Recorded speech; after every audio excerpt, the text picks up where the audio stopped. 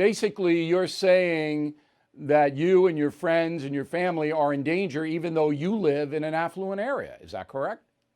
That's accurate, Bill. It's not an overstatement in the least. In fact, when you say that California has transformed into a lunatic asylum, one could hear that and say, well, that's very poetic and overstated. Not in the least. It's factually accurate. Communities within Southern California that were highly regarded, Santa Monica, Venice, Brentwood, these are all communities that are now essentially occupied areas with two sets of laws, one for regular folks and the other for homeless. Homeless can do pretty much anything they want. They urinate in the street in broad daylight. They threaten, they yell, they scream, they spit. There is no consequence whatsoever.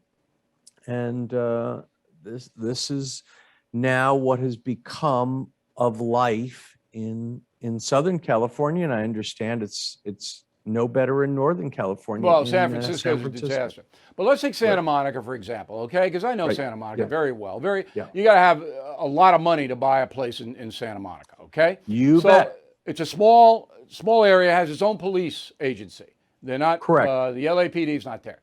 So Third Avenue Mall in Santa Monica is a shopping mall.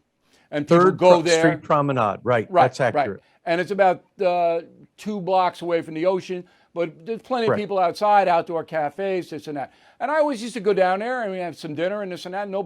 It started to bother me, I would say, about 10 years ago. You start to see a little riffraff and things like that, mostly drug addicts, kind of walking around. What is it like now?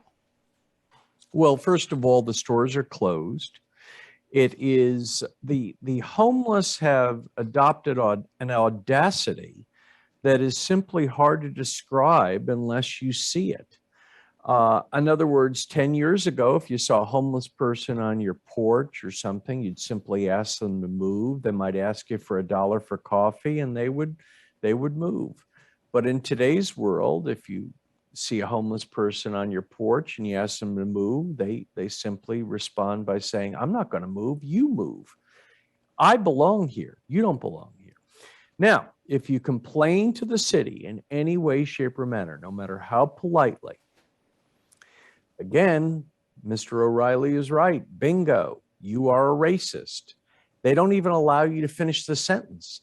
So if you simply complain to city officials in Santa Monica or Los Angeles that there's a problem with homeless people urinating on your property or defecating on your property or throwing things or causing havoc, they simply shut you up with the line that you're a racist.